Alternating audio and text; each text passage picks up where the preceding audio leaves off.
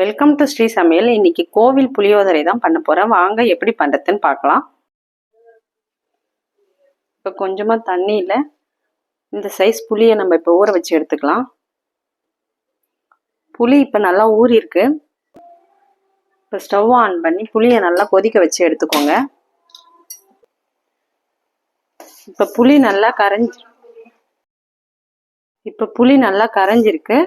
இப்போ stove off பண்ணிடலாம். இது ஒரு பக்கம் ஆறட்டும். ஸ்டவ் ஆன் பண்ணி ஒரு கடாய் வச்சுக்கோங்க. 1 ஸ்பூன் மிளகு, 1 ஸ்பூன் சீரகம், 1/4 ஸ்பூன் வெந்தயம், 1/2 ஸ்பூன் கடுகு, ஒரு 1/2 ஸ்பூன் கடலைப்பருப்பு, 2 ஸ்பூன் தனியா,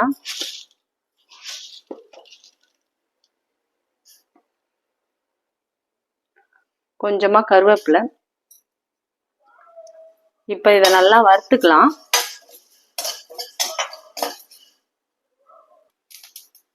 இப்போ நல்லா பொரிஞ்சு வருது பாருங்க.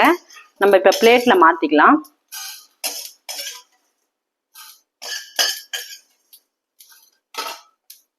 இப்போ வறுத்ததெல்லாம் பிளேட்ல மாத்தி எடுத்தாச்சு. ஒரு ஸ்பூன் ஆயில் ஊற்றிக்கோங்க. இப்போ எண்ணெய் நல்லா சூடாயிருக்கு. ஒரு சின்ன துண்டு கட்டி பெருங்காயம் நம்ம சேர்த்துக்கலாம். இப்போ பெருங்காயம் நல்லா பொரிஞ்சிருக்கு. நம்ம இதை எடுத்து பிளேட்ல வச்சுக்கோங்க. ஒரு 5 வரமிளகாவை வறுத்து எடுத்துக்கலாம். இப்போ மிளகாய் வறுபட்டு வந்திருக்கு. இதை நம்ம இப்போ பிளேட்ல மாத்திக்கலாம். 5 காஷ்மீர் மிளகாவை எடுத்துருக்கேன். இப்போ இதையும் வறுத்துக்கோங்க. இப்போ மிளகாய் நல்லா வறுபட்டு வந்திருக்கு. இதையும் இப்போ பிளேட்ல மாத்திக்கலாம். இது நல்லா ஆறுனதுக்கு அப்புறம் நம்ம இப்போ பொடி பண்ணி எடுத்துக்கலாம். எடுத்துட்டு பார்ப்போம். இப்போ புளி நல்லா ஆறி இருக்கு. நம்ம புளியை வடிகட்டி எடுத்துக்கலாம்.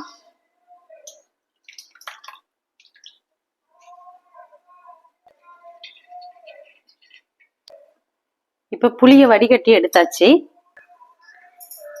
இப்போ இதை அரைச்சிட்டு நம்ம பார்ப்போம்.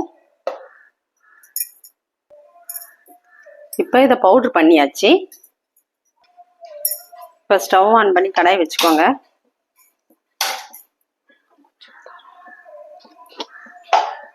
ஒரு 4 ஸ்பூன் ஆயில் சேர்த்துக்கோங்க.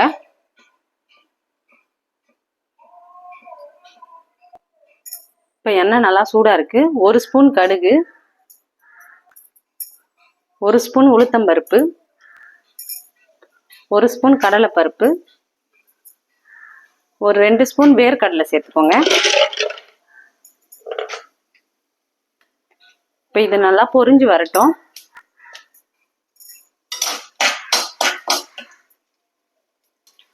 ஒரு 3 வரமிளகாய் கிள்ளி வச்சுக்கேன். இப்போ இதை சேர்த்துக்கலாம்.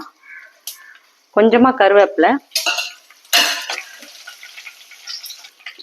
இப்போ இந்த வடிகட்டி வச்ச புளியை நம்ம இதில் சேர்த்துக்கலாம்.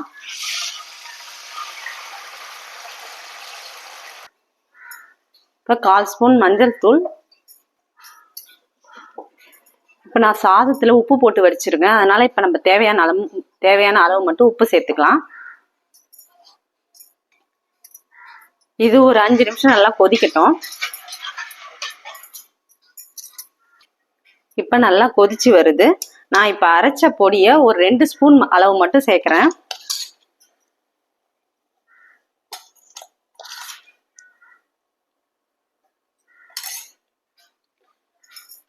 இதுவே போதும். இன்னும் நல்லா கொதிச்சு வரட்டும். இப்போ சூப்பரா புளியோதரைக்கு குழம்பு ரெடியா இருக்கு பாருங்க. புளி குழம்பு. எண்ணெய் ஃபுல்லா ஓரத்துல பிரிஞ்சு வந்திருக்கு பாருங்க. இப்போ இந்த ஸ்டேஜ்ல நம்ம ஸ்டவ் ஆஃப் பண்ணிடலாம். இப்போ இந்த குழம்பு ஃபுல்லா ஆறட்டும். அதுக்கப்புறம் பார்க்கலாம். இப்போ புளியோதரைக்கு குழம்பு நல்லா ஆறி இருக்கு. நான் சாதத்தை வடிச்சு ஆற வச்சிருக்கேன். இப்போ இதுல கொட்டி நம்ம நல்லா மிக்ஸ் பண்ணிப்போம்.